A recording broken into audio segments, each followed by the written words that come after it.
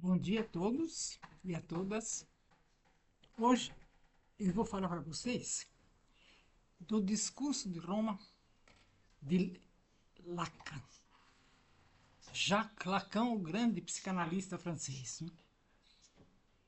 Esse discurso de Roma, assim chamado, foi elaborado em 1953, mas sofreu uma série de revisões, como era o hábito de Lacan, ou seja, ele voltava ao assunto acrescentando elementos ao que já havia dito em relação a uma série de tópicos, sem anular o efeito inicial, dentro de uma perspectiva hegeliana de diálogo que admite também a contradição.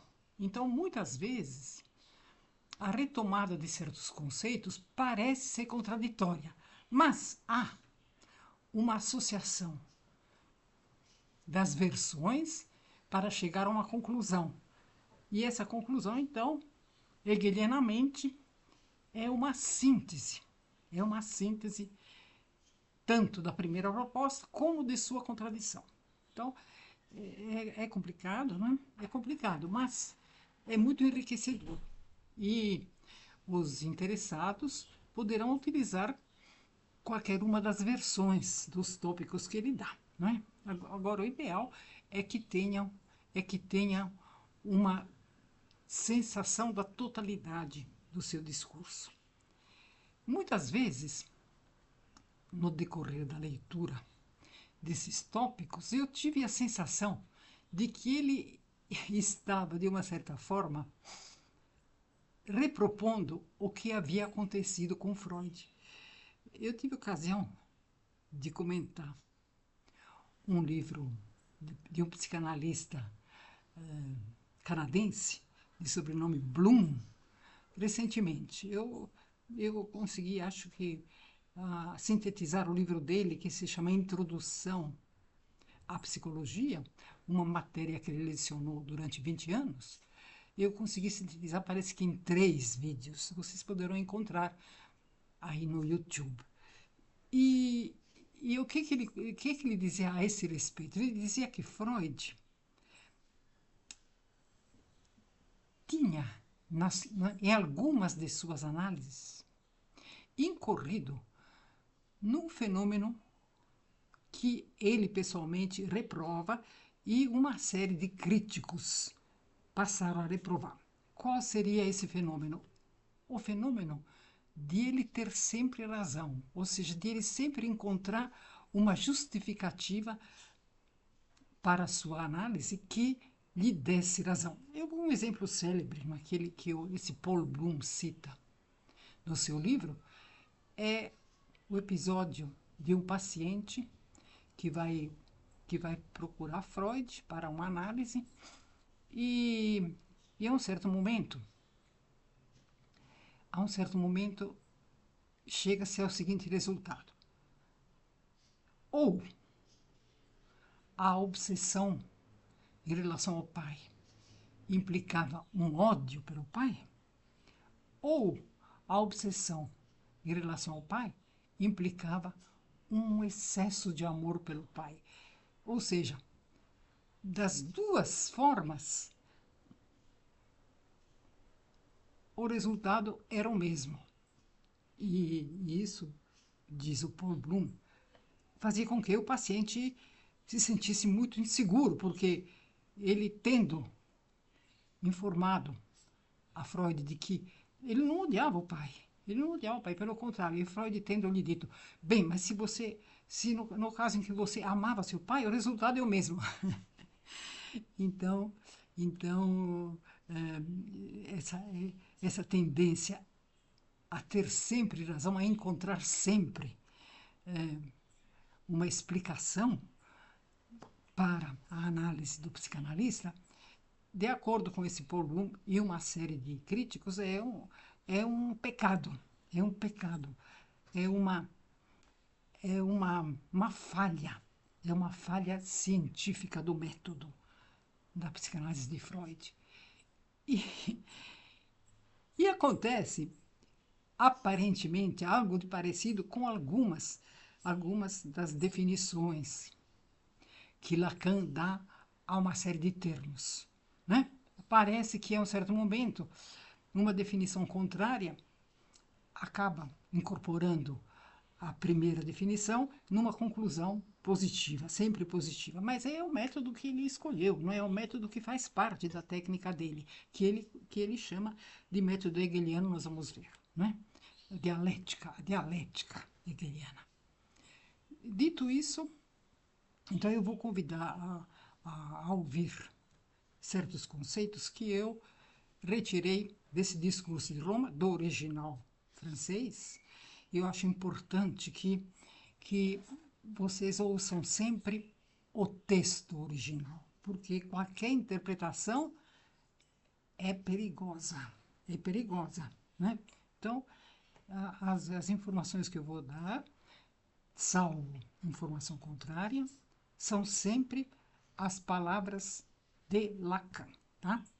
Que virão a ser remodeladas ou enriquecidas em momentos futuros que também serão mencionados. Então, esse discurso de Roma, de 1953. Então, o que ele diz? Bom, por que eu escolhi esse discurso? Porque é um discurso que tem muito a ver com análise literária, uma vez que ele implica linguagem, ele implica símbolo, né? Elementos importantíssimos na análise literária. Embora ele tenha dado ênfase à antropologia e à filosofia, é a conclasse linguística que ele dá importância agora nesse discurso de Roma, tá? E particularmente as contribuições de Roman Jakobson e de Lévi-Strauss, né? Que afinal são os grandes autores da linguística estrutural e da antropologia estrutural, que foram assim, uma coqueluche uns 20, 30 anos atrás, né? E cujas descobertas continuam válidas, continuam atuais, né? Porque as grandes descobertas são sempre atuais, né? Então, é por isso que eu escolhi esse discurso de Roma. Mas ele tem a ver com a literatura, tem a ver com a linguística. Por quê? Porque ele cuida da linguagem. Vejam vocês. Então, começando. A linguagem é o elemento da experiência psicanalítica. A linguagem é o material constituinte do ser humano. O inconsciente é estruturado como a linguagem.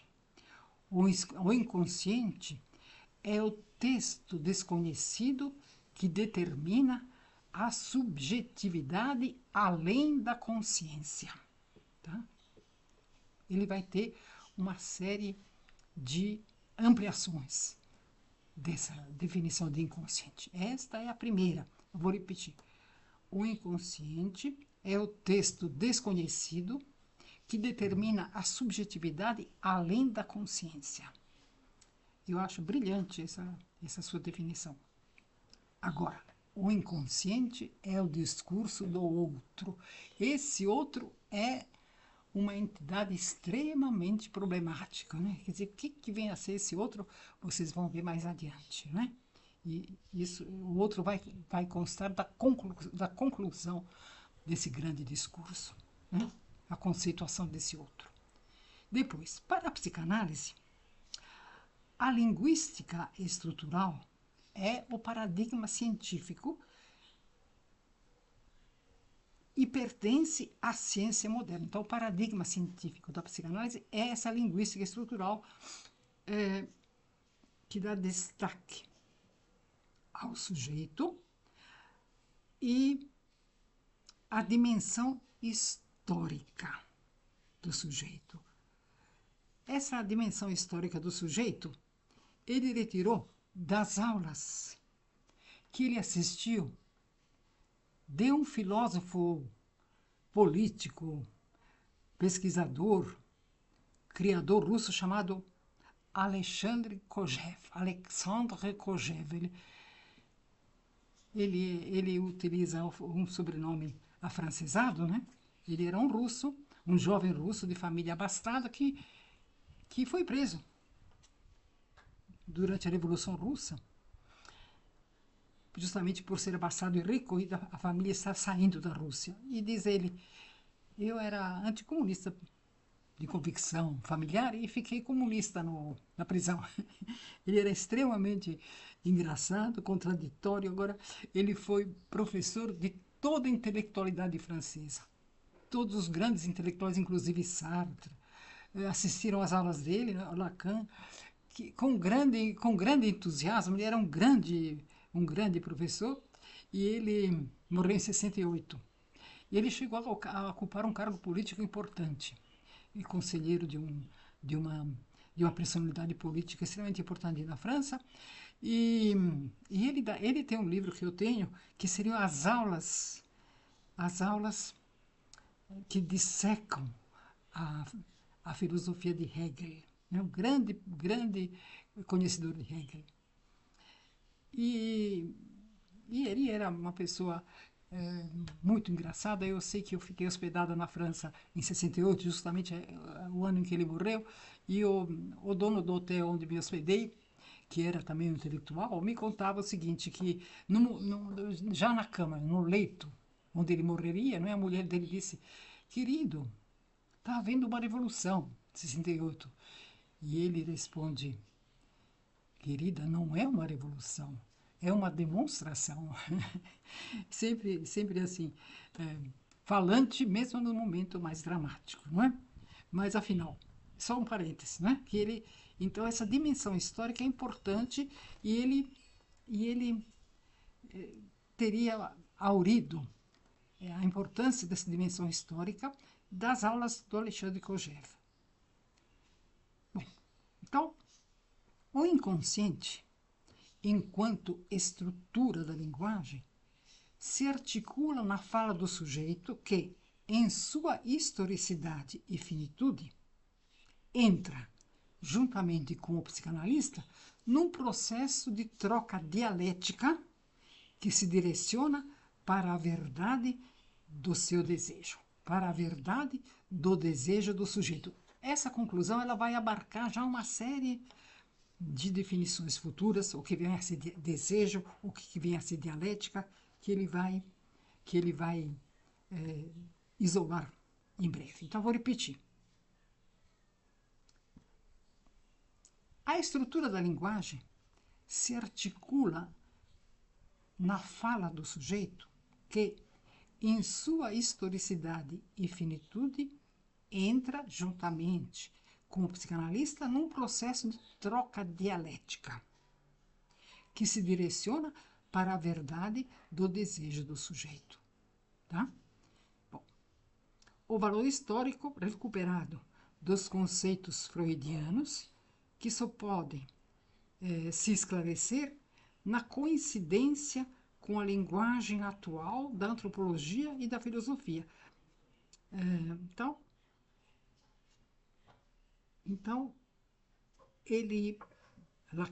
Lacan recupera os conceitos freudianos. Né? Um dos propósitos desse discurso de Roma e da psicanálise dele é de recuperar os conceitos freudianos à luz da antropologia, da filosofia, não é?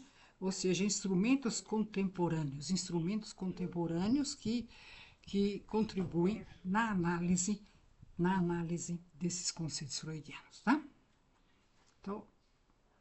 Então vamos dizer assim, isso vem apresentado no discurso de Roma,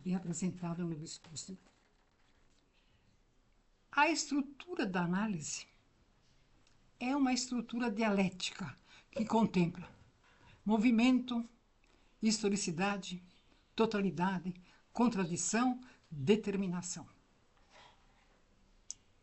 A dialética, para Lacan, é o caminho entre as ideias e implica, portanto, o diálogo. Então, o diálogo viria do termo grego dialektike, não é? Dialektike. Olha de onde vem a dialética, não é? E se trata de separar os fatos, contradizer, debater, reconciliar, concluir, convergindo, tá? Olha que interessante esse caminho entre as ideias. Então, separar os fatos, contradizer, essa questão da contradição é importante porque é um elemento fundamental do método lacaniano, conforme disse. Debater os prós e os contras e as aparentes contradições, reconciliá-las através do poder da argumentação e concluir. Então, isso se condiz a você, se prende à dialética segundo Hegel, que é, em tese, uma ideia que sai de si própria para ser outra ideia contrária. Olha que interessante. Uma ideia que sai de si própria para ser outra ideia contrária. Depois, a regressão, a volta à sua identidade, tornando-se mais concreta. Essa questão de contradizer, de debater, é extremamente importante na dialética hegeliana e também na proposta de Sócrates, né? Sócrates, ele utilizava aquilo que nós traduzimos por ironia, mas que vem do grego airein, que significa perguntar. Olha o que é a ironia. Ela deriva do verbo grego eirein, que é perguntar. Então, mais as contradições, mais a purificação do conhecimento através dessas contradições e, finalmente, a reconstrução do entendimento depois dessa passagem. Você vê que, então, Hegel remonta a Sócrates, não é? A Sócrates. Agora só para terminar, não é? O Platão dizia que quem abriu os olhos foi justamente Sócrates, e pelo fato de ter aberto os olhos, foi morto, não é? Sócrates teve que tomar cicuta, vocês sabem, não é? Então, os homens, de acordo com Platão, eles são vítimas do mito da caverna, ou seja, eles são aprisionados pelos sentidos e pelos preconceitos, tá? Como se houvesse sombras projetadas nas paredes da caverna em que se encontram os homens.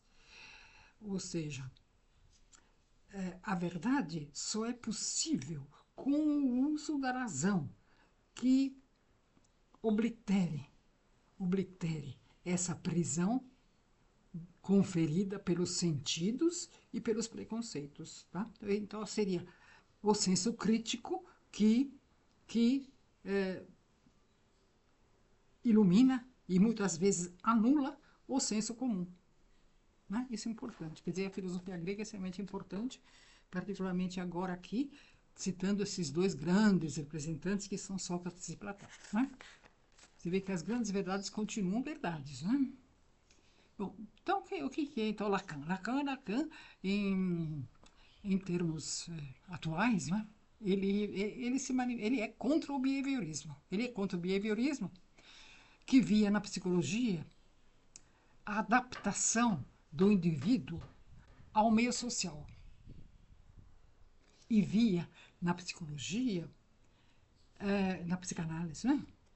Na psicanálise em particular,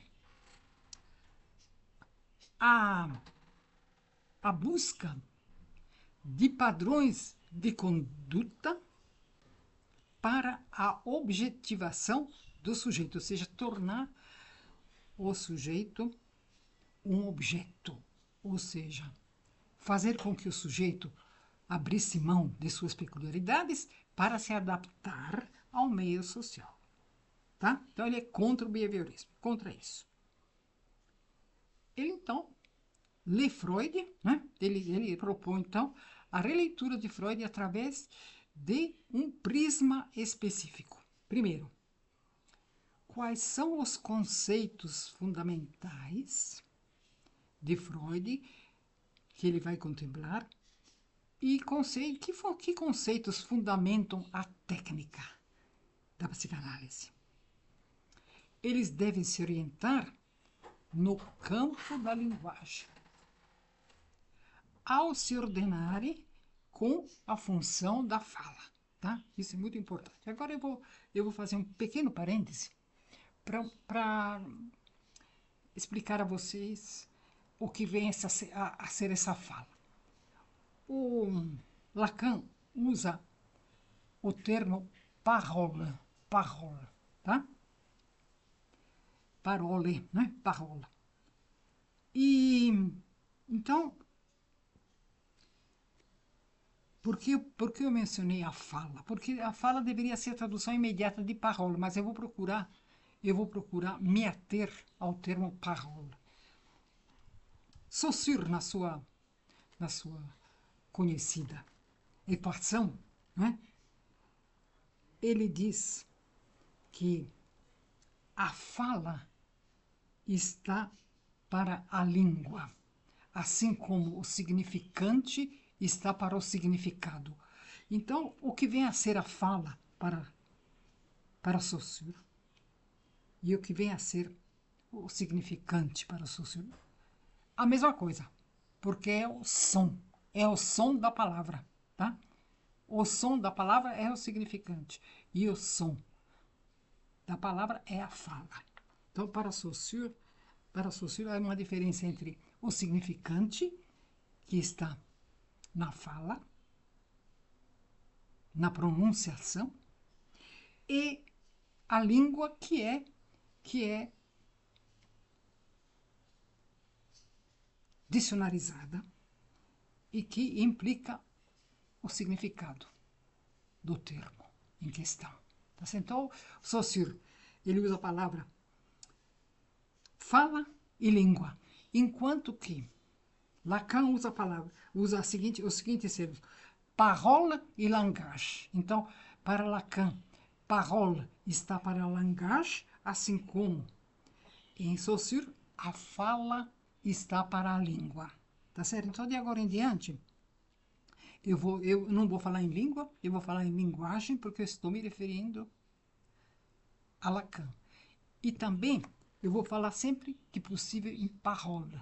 Se alguma vez eu mencionar falar, significará parola, tá? Porque agora eu vou me restringir ao Lacan, tá certo? Bom, então, afinal, o que vem a ser esse parole também é um conceito extremamente complexo, tá? A parole é um conceito extremamente complexo. Tem a ver com significante, não é? Vamos ver aos poucos, ele vai construindo o significado dessa parola. Vocês vão ver no final da apresentação. Mas ele diz que a parola, ela é um dom da linguagem. Olha que interessante, começa assim. A parola é um dom da linguagem, ou seja, a parola está na linguagem, tá? Mas vocês vão ver como, tá? Vão ver como. Tanto mais que o acesso de Lacan a Saussure, não é? A linguística de Saussure, é filtrado por Jacobson e por Lévi-Strauss. Por que por Jacobson? Por Jacobson, porque prevalece a perspectiva sincrônica, ou seja, uma ação realizada no presente, um discurso que visa o presente, que visa a sincronia, tá? Enquanto que a diacronia vem a ser esse discurso ao longo do tempo. A sincronia é o discurso no momento, tá? Então, perspectiva sincrônica, perspectiva do momento. E, ao mesmo tempo em Jacobson, ele auriu explicações etimológicas histórico-filosóficas. Quer dizer, essa etimologia proposta por Jacobson é profunda e Lacan chama de explicações etimológicas selvagens, né? Mas são extremamente ricas, porque eles oferecem explicações aparentemente díspares. E, finalmente, a gramática baseada em princípios histórico-filosóficos, tá? Esse é o filtro de Jacobson. É o filtro de Jacobson pelo qual passa a proposta de Lacan.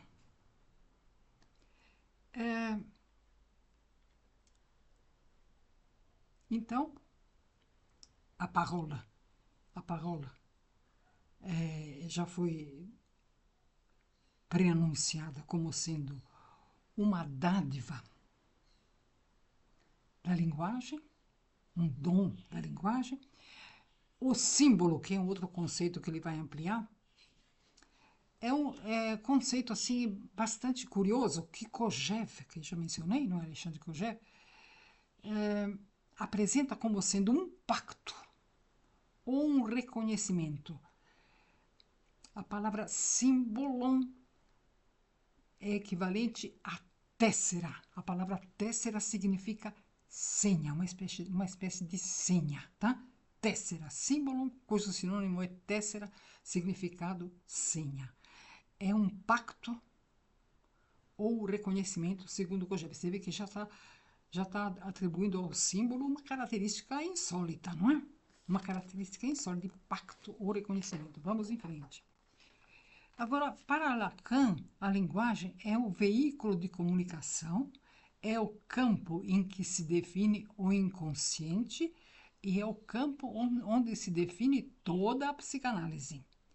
Agora, dentro da linguagem existe um muro.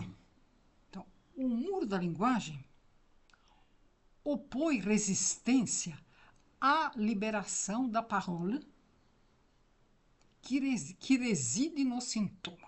A parole reside no sintoma. Pode-se encontrar essa parole no sintoma. Estão vendo aí já os passos adiantando-se. Então, o muro da linguagem opõe resistência à liberação da parole que reside no sintoma. E existe uma tensão entre parole e linguagem. Tá? Então, essa linguagem ela se opõe à realização da parole verdadeira. Essa linguagem se opõe à plena realização da parole. Tá? O sujeito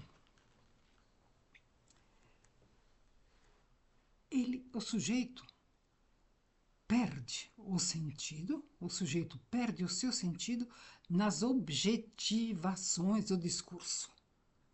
O sujeito encontra na ciência um álibi para se esquecer de sua própria condição. As produções teóricas da psicanálise em ego, id e superego são ocasião para a alienação do sujeito. Aumentam a espessura do muro da linguagem. O sujeito, uma vez objetivado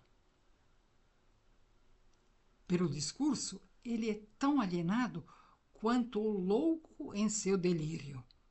Porém, apesar do discurso tender a objetificar o sujeito, e apesar da linguagem se tornar cada vez mais barreira, é pelo discurso e é pela linguagem que a análise quer instaurar no sujeito uma parole verdadeira. É um paradoxo. Está aí o paradoxo. Quando objetivado num discurso científico, o sujeito perde a sua condição.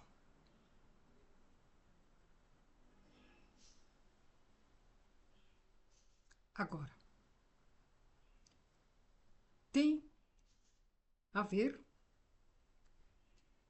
com o poder do significante. Nós já vimos, então, o que é o significante para Saussure e que o significante é um dos elementos da parole, tá? O significante é um dos elementos da parole. A parole não se limita ao significante. Ela é mais complexa. Ao mesmo tempo em que aparecem, então, essas características intrínsecas, não é? Existe algo de importante no sujeito. O que é? A sua intersubjetividade no encontro analítico. O silêncio é uma possibilidade essencial do discurso. Tá?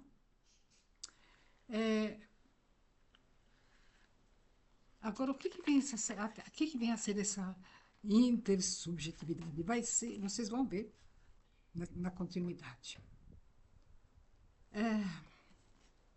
Eu vou deixar de lado uma discussão toda que o Lacan faz aqui entre Rede e Gerede, que são dois conceitos de Heidegger, ou seja, para Rede seria a fala plena e a Gerede a fala vazia.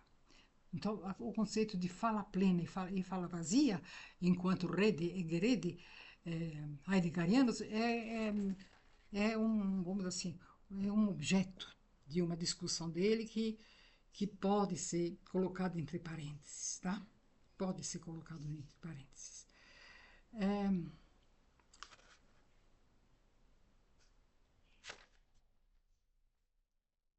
O sujeito verdadeiro, será algo determinado pelo significante na linguagem. Ou seja, você enunciar, você pronunciar uma palavra, não é? Um termo, pronunciar uma palavra, um léxico, realizando o significante dessa palavra e desse léxico, determina o sujeito, mas não basta para assinalar as suas funções. É um dos elementos de determinação do sujeito. O significante, enquanto pronunciação, é um dos elementos do sujeito. Tá? Agora, todo e qualquer discurso acaba, porém, revelando o sujeito do inconsciente. Todo e qualquer discurso acaba revelando a constituição desse sujeito. E como é que você descobre? Como é que você descobre os constituintes desse sujeito, né? Você descobre através de aquilo que Lacan chama de monumentos, por exemplo, linguagem da infância, lugares da infância, estilo, maneira de falar da infância, tradições da infância, distorções do discurso consciente, monumentos. Agora, através de documentos de arquivo, por exemplo, documentos que perdem a sua dimensão metafórica, porque é na metáfora que age o analista para alcançar algo além dela, algo além da parola, algo além do registro simbólico. Tá? Então, a metáfora do analista coincide com a operação de formação do sintoma.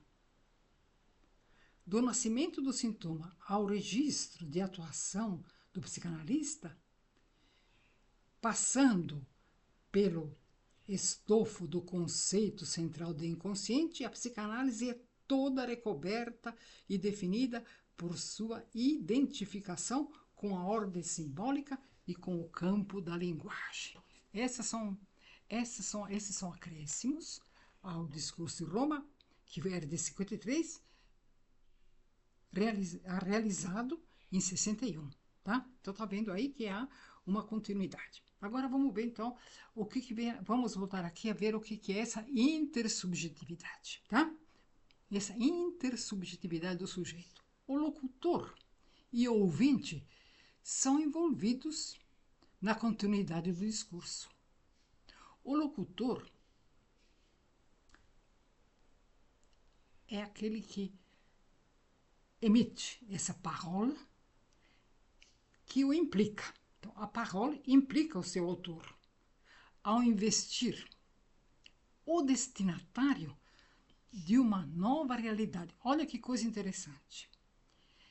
Ele dá um exemplo aqui que realmente é necessário para explicar essa colocação, não é? A parole implica o seu autor ao investir o seu destinatário, de uma nova realidade. Alguém diz para uma mulher: tu és a minha mulher. E o destinatário,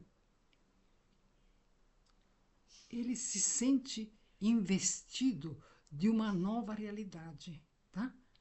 Com essa locução. Se sente investido de uma nova realidade. Então, a mulher que ouve, tu és minha mulher, é o outro, que passa a ter uma realidade aumentada, acrescida, enriquecida. Tá? Então, o significante tem o poder de implicar de imediato a resposta que lhe cabe, pois todo discurso traz em suas lacunas um sentido inconsciente. E o significante, então, é capaz de determinar a realidade do sujeito. A parole passa a ser a reverberação do discurso do outro, que constitui, então, aquilo que Heidegger chamava de rede, a fala plena. Tá? Na parole, o que importa é evocar e não informar. Tá? Falar significa requisitar a resposta do outro. Agora aqui está aparecendo quem é esse outro, né? Aos poucos vocês estão vendo. No caso do exemplo dado, tu és minha mulher, é a reverberação da parole do locutor sobre o ouvinte, tá? O ouvinte que passa a ser o outro, tá? Vocês estão vendo que através de um exemplo dá para entender um pouco melhor. Voltando à linguagem, acrescida já em 61 por Lacan, de uma outra aura, não é? De uma outra aura. A linguagem é uma comunicação em que o emissor recebe do receptor a sua própria mensagem sob forma invertida. A linguagem é uma comunicação em que o emissor recebe do receptor a sua própria mensagem de uma forma invertida.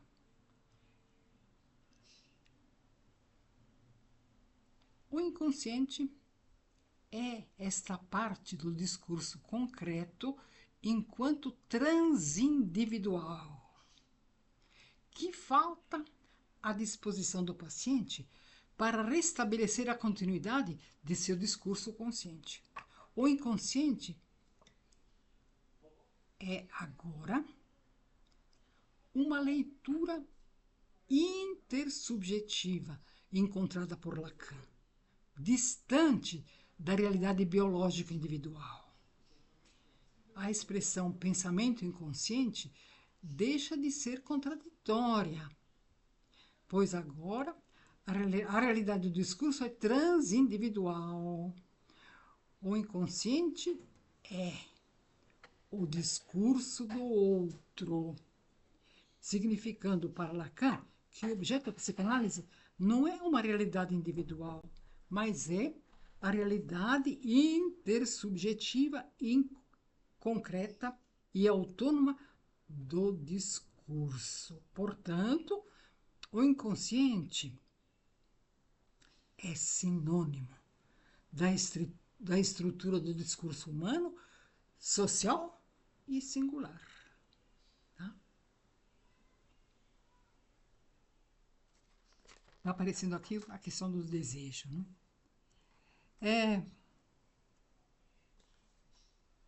O lugar onde o inconsciente se manifesta nas descontinuidades do discurso transsubjetivo é o capítulo censurado. Tá? Então, aqui eu vou me referir há, há uma interpretação que Safatli, que é um professor de filosofia da USP, deu à leitura, não é a leitura desse discurso de Roma, acentuando um termo muito curioso, que é o termo fantasma. O que é o fantasma? O fantasma, em Lacan, é a cena imaginária onde o sujeito realiza o seu desejo. Sendo que o desejo do sujeito é o desejo do outro. Já viram esse outro como funciona, não é? E então, o fantasma é a cena imaginária onde o sujeito realiza o seu desejo. E a realidade só pode ser acessada pelo sujeito através do gozo. O gozo é um modo de acesso ao real. O real refere-se a um campo de experiências subjetivas que não podem ser convenientemente simbolizadas por imagens fantasmáticas. Não há outra entrada para o mundo real a não ser pelo fantasma, que é onde o sujeito, que é a cena, né? O fantasma é a cena onde o sujeito realiza o seu desejo. Então, não há outra entrada para o mundo real a não ser pela cena onde o sujeito realiza o seu desejo. Esta é, vamos dizer assim, é uma das interpretações que Safatli dá à leitura desse discurso de Roma. E lembrando que a realidade, não é, tradicionalmente é composta pelo real, pelo simbólico e pelo imaginário. Tá? Real, simbólico e imaginário constituem realidade. Não é apenas o real que constitui a realidade. Tá? O simbólico e o imaginário é extremamente importante. Agora, concluindo aqui a leitura com os acréscimos de Lacan. O sujeito é um fenômeno da linguagem e submetido ao determinismo da ordem simbólica. Então, o sujeito é um fenômeno da linguagem submetido ao determinismo da ordem simbólica. O significante não expressa a realidade, ele é o símbolo apenas da própria comunicação. A parole completa o símbolo para a constituição da linguagem e o nascimento da história. Para o objeto simbólico liberto de seu uso, se transformar na palavra liberta do hic et nunc, a diferença não é a qualidade sonora de sua matéria, mas o seu ser evanescente, onde o símbolo encontra a permanência do conceito. Portanto, a parole, ela é, ao mesmo tempo, presença e ausência. E essa parole, enquanto presença e ausência, engendra o conceito.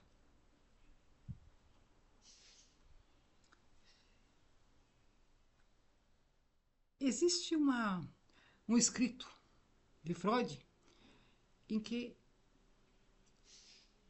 se descreve uma criança que está brincando com um objeto e ela então traz o objeto à vista e esconde o objeto. Traz e esconde uma coisa qualquer que a criança põe em evidência e depois esconde. E utiliza a expressão alemã fort e da. Fort e da. Tá? Como dizendo, aparece e desaparece. Então, esse forte e da passa a ser sinônimo da palavra. Tá? Por isso que se falou em presença e ausência. Tá? Presença e ausência que engendram o conceito. Tá vendo? Ele tá atualizando a teoria freudiana. tá? Atualizando. E o significante, então, a pronúncia, a pronunciação desse forte da presença e ausência aponta para a finitude da existência humana. Tá? O símbolo se manifesta com o assassinato da coisa. E essa morte, esse assassinato, constitui no sujeito a eternidade do seu desejo. Então, é a dialética entre palavra e coisa, entre palavra e conceito, entre parole e coisa, entre parole e conceito. Então, existe essa dialética. Pela repetição desse jogo forte, tá? O objeto torna a ausência presente, transformando-se ela mesma, a ausência, no novo objeto do desejo. Então, aqui, a estrutura da linguagem pode ser entendida como o discurso do outro que determina os caminhos da palavra. Tá? Então, são apenas conceitos levantados para exemplificar o que há de interessante a ser desenvolvido nesse discurso de Roma. Mas nada substitui a leitura integral do discurso de Roma. Tá? A leitura integral do texto, de preferência no original, porque é bastante complexo, e com essa aparente contraditoriedade, ele pode ser também paradoxal e difícil de ser assimilado. Tá? Para terminar, um exemplo curioso de uma definição que Lacan dá de personalidade. Ele diz que o valor psicológico da personalidade pode ser expresso na seguinte tripartição. Síntese, quer dizer, a personalidade é a síntese de um indivíduo, não é? De um ser humano, não é? A personalidade implica intencionalidade, quer dizer, na personalidade existe a intenção, isso é importante, tá? Existe a intenção de formar uma persona. Então, ao mesmo tempo, é a síntese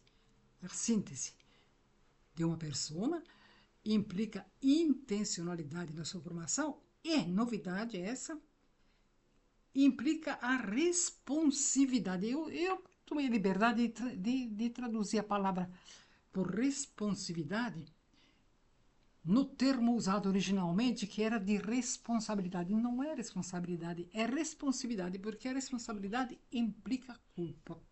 Culpa por algo que se realizou, que se deixou de realizar.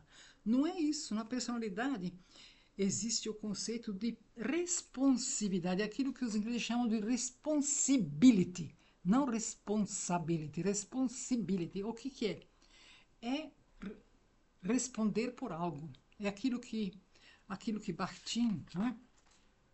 Que Bakhtin atribuía à unicidade de cada indivíduo. Então, cada indivíduo é único. E cada indivíduo responde por essa unicidade.